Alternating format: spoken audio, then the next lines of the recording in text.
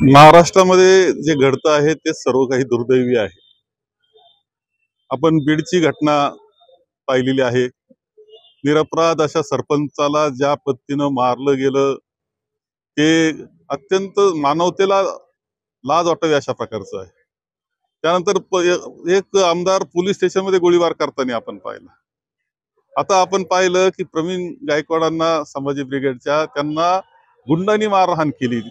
ते भारतीय जनता पक्षाचे पदाधिकारी असलेले आहेत. आपण पाहतोय की कॅन्टीन मध्ये एक आमदार हा जातोय आणि साध्या वेटरला मारहाण करतोय.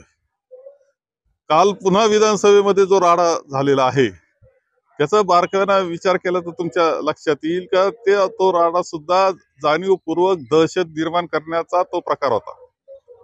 कुणीतरी काहीतरी एखाद्या समाजाविरुद्ध बोलतोय, कुणीतरी वडीलधाऱ्या व्यक्तीबद्दल बोलतोय. निर्बंध अशा प्रकारची मुभा गुंडांना आणि वाचाळवीरांना भारतीय जनता पक्षाने दिलेली आहे. ती दहशत निर्माण करण्याकरता दिलेली आहे.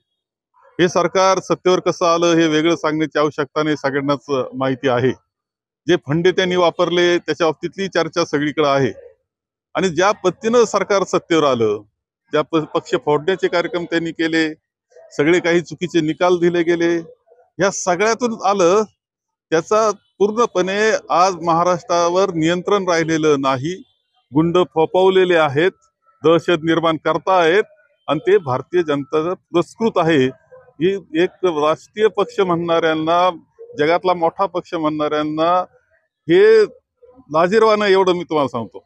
अत्यंत निषेधार्ह आहे. कालचं विधानसभेमधलं सुद्धा जर आपण पाहिलं तर विधानसभेमध्ये 40 वर्षामध्ये आम्ही असं कधी पाहिलेलं नाही. वादविवाद असतात पण वादविवाद संपल्यावर लोक चहा पिण्याकरता एकत्र बसतात. आज आता पाहतोय की गुंड विधानसभेत येत आहेत आणि कोणाला तरी मारहाण करतायत. ही कुठल्या पद्धतीने हे चाललेलं आहे. त्यांना संरक्षण दिलं जातंय. जो अन्याय करतो, जो मारहाण करतो त्याला संरक्षण आणि मार खाणाऱ्याला शिक्षा, हा उलटा कार्यक्रम चाललेला आपल्या सगळ्यांना दिसतोय. ही पूर्णपणे लोकशाहीची अधोगती आहे आणि ती रोखण्याची जबाबदारी समाजाची आहे, जनतेची आहे. जनतेनं ओळखलं पाहिजे, संवेदनशील झालं पाहिजे. चुकीचं चाललं असेल तर त्याचा निषेध केला पाहिजे. मग तो कोणत्या पक्षाचा, कोणत्या जाती धर्मा, कुणी काही असलं तरी अशा कृतीचा निषेध करण्याची जबाबदारी जनतेनं सुद्धा घेतली पाहिजे. तरच हे थांबू शकतं असं माझं मत आहे. प्रवीण गायकवाड झालेला जो हल्ला आहे, खरं म्हणजे संभाजी ब्रिगेडचे जे विचार मी समजून घेण्याचा प्रयत्न केला ते बहुजन समाजाचे विचार आहे. सर्व जाती धर्माच्या पलीकडे जाऊन ते समाजाला एकत्र करण्याचा प्रयत्न त्यांचा आहे. आणि जे अति उजवे आहे आणि ते कुठेतरी वेगळ्या पद्धतीनं धार्मिक राजकारण करतात त्याच्या विरुद्ध असलेले विचार त्यांचे आहे. बहुजन समाजाकरता खूप मूलभूत विचार त्यांचे आहेत. छत्रपती शिवाजी महाराज, संभाजी महाराज, ज्ञानेश्वर, तुकाराम, महात्मा फुले, आंबेडकरांचे, शाहू महाराजांचे विचार एकत्र केले तर संभाजी ब्रिगेडचे विचार तयार होतात. त्यामुळं असे विचार जर असतील आणि जे समाजाच्या हिताचे असतील, अशा व्यक्तिमत्वाला का मारहाण होते? हा काटेकोन, खरा काटेकोन हा ओळखला पाहिजे. हा काटेकोन गुंडाळ आहे, त्याच्यावर अनेक केसेस आहे, खुनाचे आरोप आहे. त्याला पद दिलं जातं, पदाधिकारी केलं जातं आणि त्याला असं सोडलं जातंय. हे महाराष्ट्रामध्ये दहशतीचं राजकारण सुरू करण्याचा हा चाललेला प्रयत्न आहे.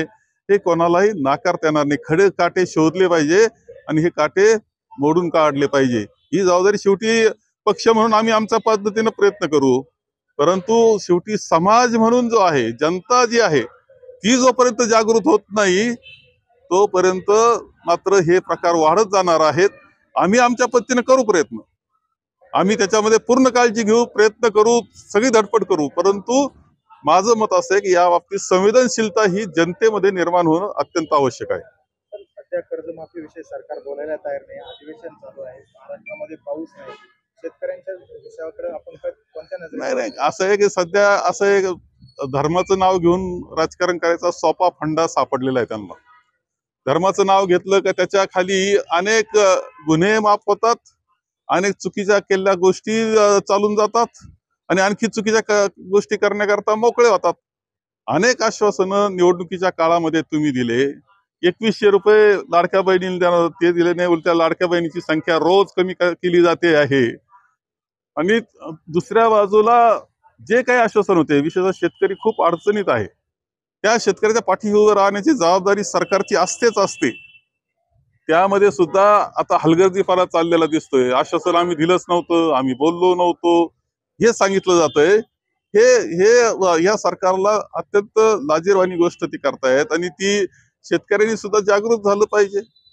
त्यांनी विचार केला पाहिजे की यांची आश्वासनं काय, कोणत्या कारणानं मतं दिले आपण, आणि हे जर पाळत नसतील तर यांचं करायचं काय, हे ठरवण्याची वेळ शेवटी जनतेवर आहे. हे तुम्हाला या निमित्तानं सांगतो आहे. संगमनेर तालुक्यातल्या दोन्ही डाव्या आणि उजव्या टोकाच्या दरम्यान पाणी सोडलंय.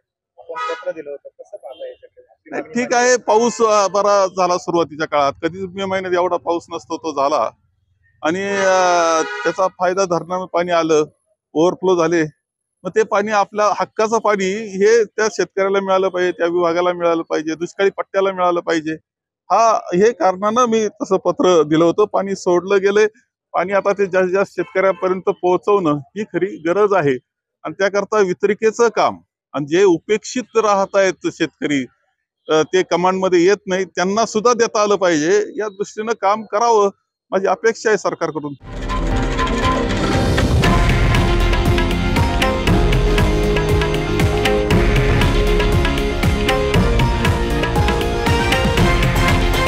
हे आहे देशातील नंबर 1 न्यूज नेटवर्क आणि आपण पाहत आहात TV9 मराठी, एकमेव.